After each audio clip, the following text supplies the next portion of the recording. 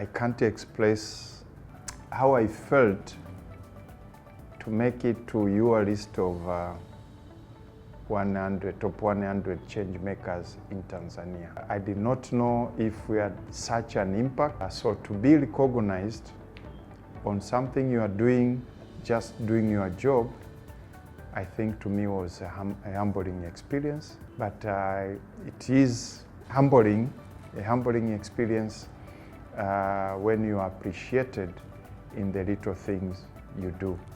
And for that matter, it means Mwananchi Communications is doing the right thing. The team at Mwananchi Communications have every reason to feel proud for us to be recognized. Interesting. I tend to tell people that I became a journalist by accident first. What do you mean by that? Because I studied agriculture general, my first degree, and I came into journalism following one of my colleagues telling me, you know, you don't have a job. It's been 6 months since you graduated, so why don't you try journalism? And I asked her, why are you suggesting journalism? She said, when I was in college, Sokoine University, I was the Minister for Sports, Entertainment and Culture. So during weekends, we'll organize visits to other universities, entertainment activities, and I used to put out these promotion, marketing materials, calling people to come and go enjoy themselves. So I think they saw that art of doing those promo as something which can do well in journalism. So that's how I started. I am going to go there at the business time then. And then in the course of doing my work, I'll get to meet people from the sector of agriculture. And I was looking at it as just a jumping stone to going to next level. But 27 years later, I'm still in the media. When I said an accident, that is what that meant. Another disappointment to you. I graduated in 1997. So toward the end of December is when I went to start at Business Times. And I did not go to any class. And as I speak, I've never sat in a journalism class for more than 3 months. 2 months, top short courses. So I never trained per se to say I have a certificate in journalism, a diploma in journalism, or a degree in journalism. I believe on-job training is equally effective, if not more effective. But coupled with the specific trainings which you attend, which tend to give you the basics, the principles of a subject matter. So, for instance, I was saying I attended business reporting course for 6 weeks in UK at Reuters Foundation.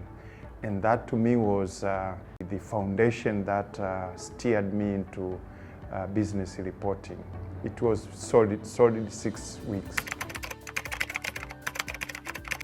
It wasn't there during our times, and because I was working under the Business Times, and they had a good program. The editor then, Palela, I remember him to be a very solid editor. So we believed in nurturing talents from within. So we are having this in-house training where you are coached on how to do a story. It wasn't so much of Ukanjaja. I think Ukanjaja came recently with someone who will pretend to be working for a certain media company to want to benefit or just con people. They don't have an address, they don't report specifically for any media company or any media outlet. So that was different to us because we were being trained under Business Times Limited. That's a difficult one. Key highlights, I would say, first, to put that first story out in a national newspaper was a milestone to me. You remember that story? I remember that story was to do with agriculture. And we co-authored it with Rehema Magesa. And Rehema Magesa actually is my mate from Sokoine University, who also had gone into journalism coming from Sokoine University. And she's the one who said, why don't you try here? Of course, she's since moved on into other career, but I'm still here. So that was the first good feeling that I'm able to publish in a respected newspaper.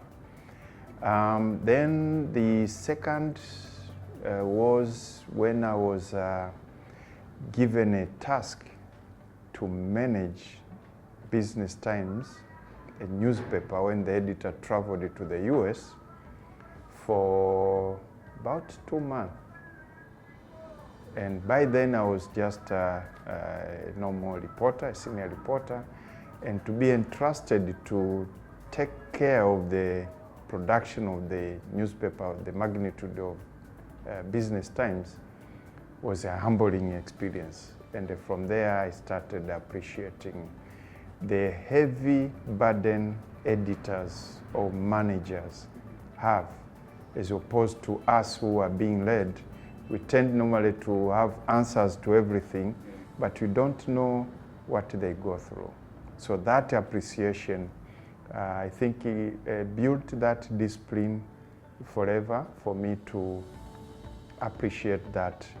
Do your part, do it to the best of your ability, and don't pretend to know, you know, what is going on at someone's chair above. Yeah. So again, now, then I moved out of Business Times. In 2004, I joined Mwananchi Communications when we were going to establish the Citizen newspaper. So I joined as the first business editor of the Citizen. And the managing editor then, Mr. Joachim Buembo, he gave me one task. You have to mobilize, recruit people, you have to set up how the business pages of the Citizen will look like. So I take pride that I was able to craft something, bring it to him, brought it to him, and they said, okay, you're good to go, execute. And then here we are. The Citizen is will be turning 20 years in September this year. So that one, and then when I was managing editor of the Citizen, the task was now, how do we give the Citizen a character to identify itself out of Mwananchi? The challenge, more of a brand identity, because if you look at the name, the Citizen, it's an English word or name of Mwananchi. So there was that confusion in the market that whatever happens in Mwananchi is translated in the Citizen in English, while the Citizen needed to stand on its own, do the stories focusing on the clientele, I mean the audience, the target group we are focusing. So we had some challenges of trying to find a position to place ourselves, and I'm happy that we managed to build the citizens' character. And having come from the inclination of business, we tended to push the citizen to the business side of stories. And today it has become, I think, the #1 business inclined paper in Tanzania. Executive editor, we started now a couple of transformation. We were the first newsroom to have a digital, data-driven storytelling desk. We are the first newsroom to do convergence in terms of the way the newsroom operates. We are the first one to go into digital space for mainstream media.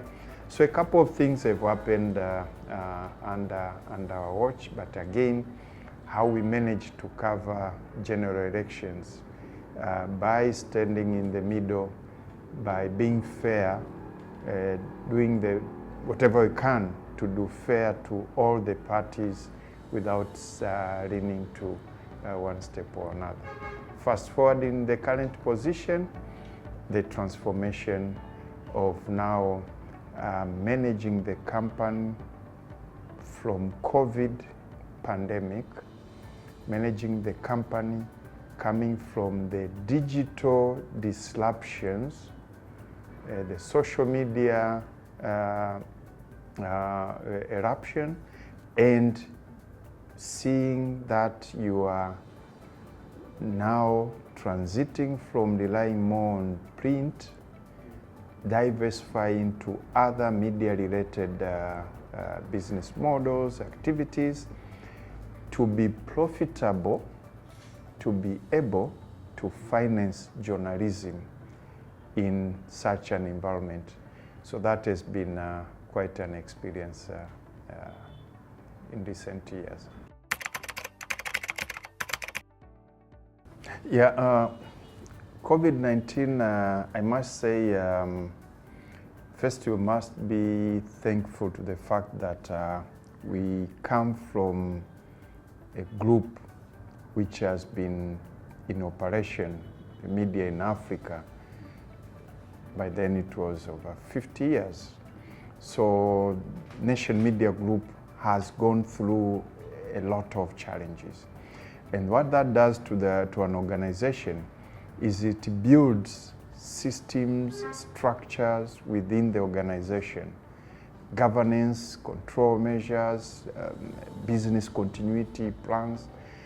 So as a subsidiary of Nation Media Group, automatically we benefit from that expertise, that level of preparedness when you are faced with such big global challenges.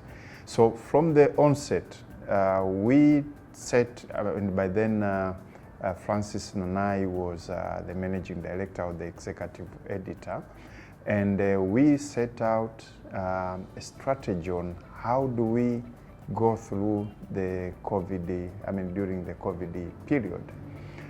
So all those strategy on who will work from home, how are you going to facilitate that, and also being mindful that is something new. Now, you just don't send people to work from home, and then when you don't know, how do you help them to perform optimally? So we were learning as we are going. So agility in the management level and the leadership level was very key at that particular moment. If things are not working, you try something else, you switch. And the advantage then was we were facing this across the globe. So you will connect yourself with colleagues in other countries and they get to learn what are they doing to face the challenges we are facing. So Mwananchi Communications has been a member of One IFLA, And one infra used to hold this conversation online. So I used to attend them. So from there you'll get to hear, this is what they are doing, this is what they are doing. You customize them, you try them here. So fast forward, we went through that period until when we, now things were a little bit settling down. COVID taught us something very important in terms of managing our cost, optimizing our resources. For instance, we used to get stories from up country where if for instance you want to align with the team in up country, someone must travel to that region. But with COVID came the Zoom effect. So we are able to do meetings through Zoom, and we are able to send message across the organization in one platform. So for instance, staff meetings, normally they used to happen in Dar es Salaam, and the people up country, they are cut off. But with after COVID, every staff meeting, staff from up country, they will join online. Or staff who are not in the office, they are in remote area, they will join online. That one. Number two, in terms of news collection, we used to take people, reporters to town. They go gather stories, and then they will come back. A van will bring them back around 2 p.m., 3 p.m. in the afternoon. They will start typing their stories. But now, they are in the field. They are using the digital network, WhatsApp, whatever. They are filing their stories from wherever they are. So that increases speed, and that reduces the time we spend in producing a newspaper and what have you. So generally, how we conduct, even at the board level, board meetings are done online, and that has reduced their cost. So you have physical meetings, and you have the ones which will be done virtually.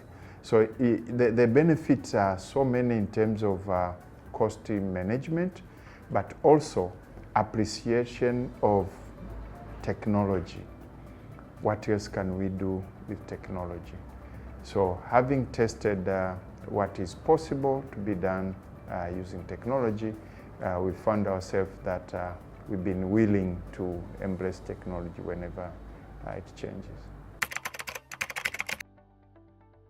One thing is certain. They say information is power. People continue to need information. But then the task becomes how relevant that information is.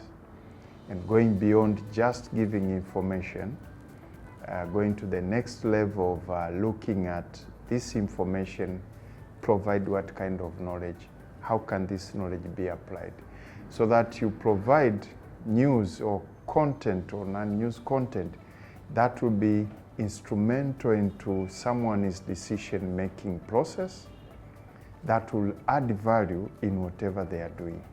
So I'll say, I think the task now is being innovative, being ahead of our readers, our audiences, to get to know what exactly do they need, not what they want. Most of the time we give them wants, we forget about their needs. And to know their needs, it calls for thorough appreciation of marketing, knowing your customer, investing in research and development, investing in talents, getting to understand human behavior, with technology, the other changing part, which is very difficult nowadays to monitor and keep pace within newsrooms, in media houses, is the way readers, audiences change. The behavior, consumption behavior is quite different, and it changes all the time.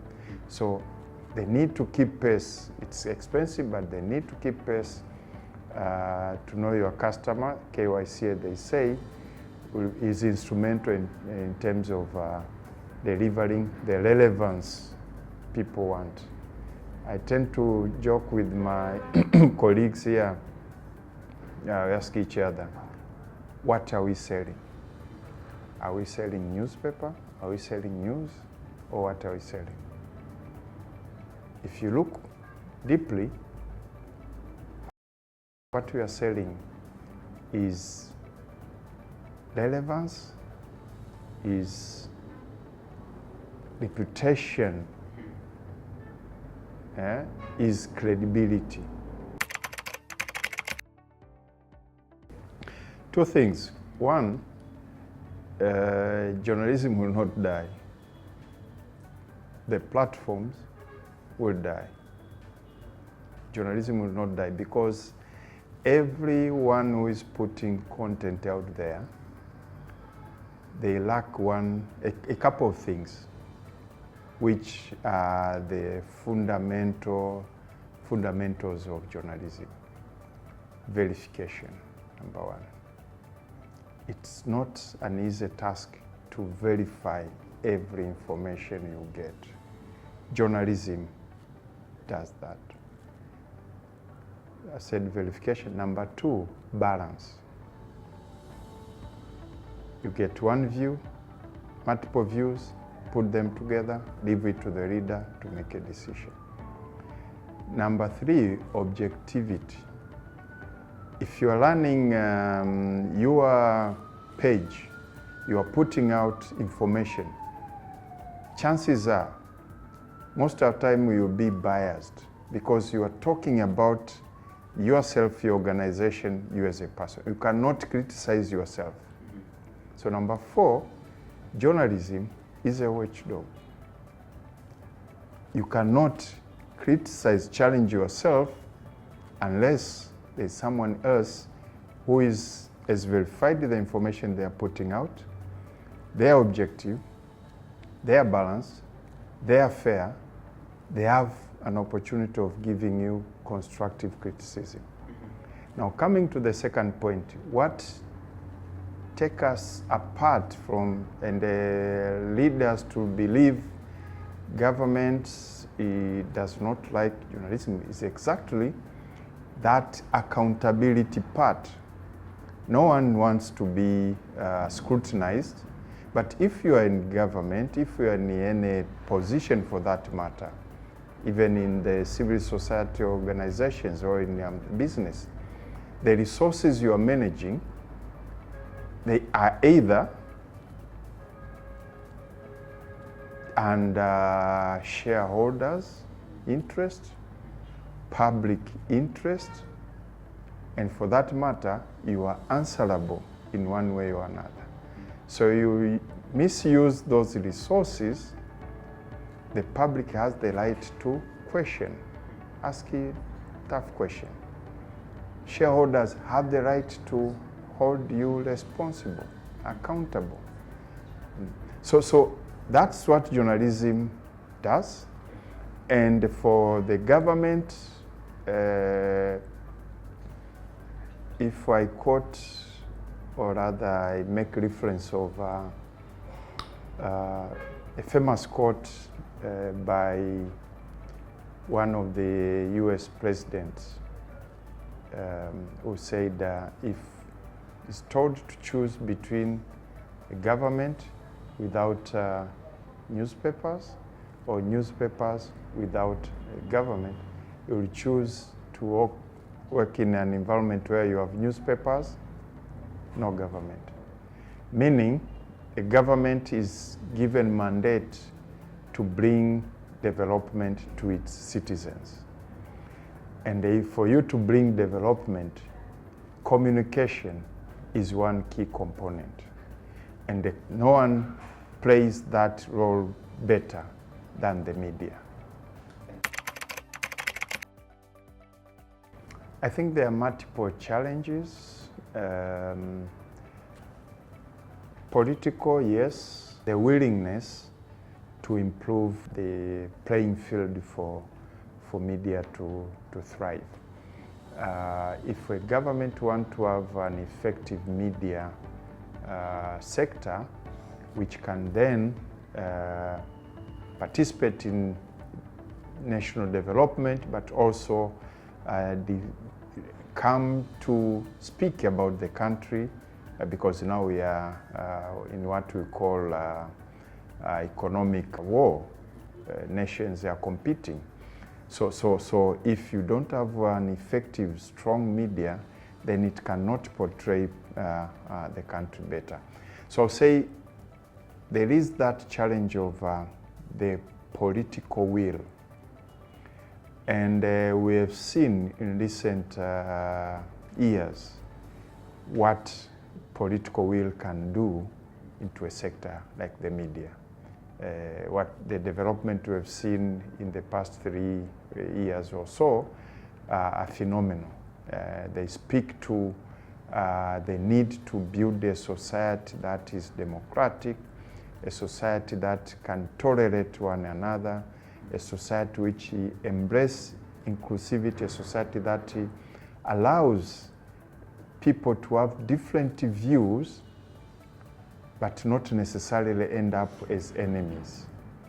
So when you talk about having that political will to free up the media, you are actually by extension talking about freeing up the society in general.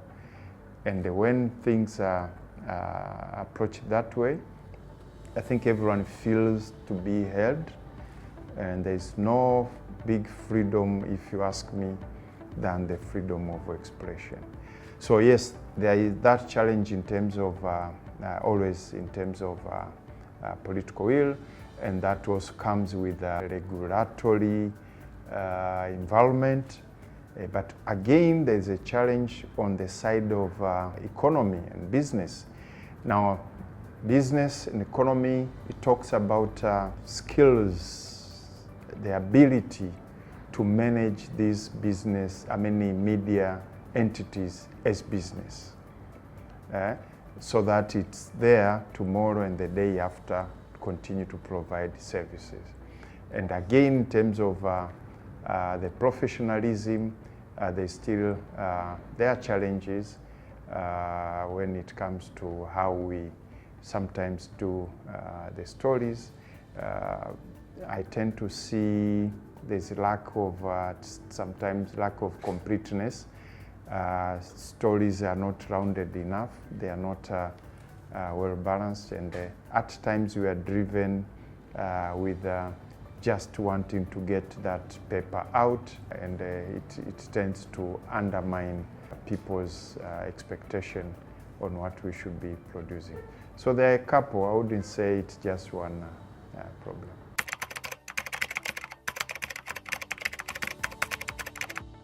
Yeah, I wouldn't put it to me as my impact, because in this space of media, it is always teamwork, it is always trust. And if you are successful, it is because you agreed on a goal. In that way, now, coming to your question of the impact in the Tanzanian community, when you go out there, when staff of Mwananchi go out there, they walk with their heads held high. The feedback they get out of the work they are doing, they are touching lives of people every day. I go out, you hear someone telling you, oh, you are doing very well on the digital space, or you are doing very well on event journalism. You have this conversation, Those are the issues which affect. So when you get to hear those kind of feedback, and of course challenges as well, they'll tell you, you guys are being soft on this one. You guys are not telling us, you are not being analytical enough. So you have the positive and negative, you pick them, receive them, and you get to know that something little you are doing is having an impact to the society out there. Yeah, the most difficult challenges first, I think one of them is, you see, when you are given a goal by the board, then as management, you have to now strategize, interpret that vision. How are we going to execute this? So the challenge is having the entire organization speaking one language, be very aligned on what is causing this to cause the next level, to cause the other one, to get you to the top. External, of course, definitely we've gone through different stages, so there is the working environment in terms of regulatory issues. Those most of the time they are a big challenge, and over the years we learned that engaging our key stakeholders is extremely important. Make them understand you, where you are coming from, why are you doing what you do. At some stage, Mwananchi Communications was labeled to be this media company which is just a conduit of foreign agenda, where all the work is done outside the country, it's just brought here to be printed. So instead of fighting that, we realize there is a gap of people or authorities don't understand what is happening here. Boys and girls, women, men, Tanzanians mostly, are toiling, working that, taking that task out every day. We shouldn't be saying that they are doing nothing. So what we did was to go for a campaign of engaging stakeholders, getting to make them understand how we do it, and they invited them here. Actually, they come, they see, and everyone, they get surprised that, oh, you are big, you are doing X, Y, Z. We thought this is how you operate, and that way you gain that credibility, that trust, and then you resolve them.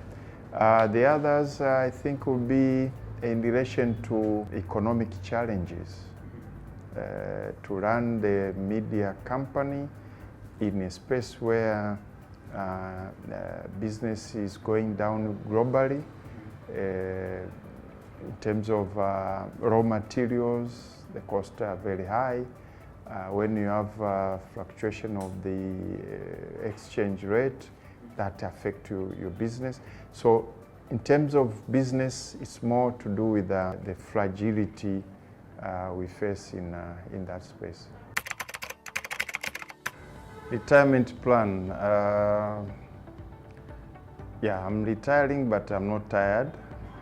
So that means I am leaving Mwananchi after serving for 20 years and having helped bring back the company to the levels where I think it's ready for takeoff. So allow new thinking, more youthful, to come in and go to even higher heights. So first I want to try to take a rest, slow down a little bit, because those 20 years have been fast-paced all the time, always running on adrenaline, some sleepless night, always on your toes. So it's not also good for your health. Yeah. So I want to slow down a little bit, strategically though, but I also want to see what I can do in the space of leadership. So I want to see if I can play a part in inspiring leadership at different levels. And when I talk about leadership, I'm not talking about top positions in governments, in politics, in businesses, and what have you. Leadership at all levels. If you are leading two people, you are a leader. Now, how do you lead yourself first so that you can lead the others? So I want to see how I can focus on bringing that inspiration for critical masses so that people start to appreciate the need to, if you're a manager, then you should always be intending to graduate to become a leader, because it does you much more than just being a supervisor or a manager. The work-life balance, I don't know if I'm winning. It's a struggle. It's always a difficult one. But I've tried in a certain way. But if you ask my family, they don't get to see me enough.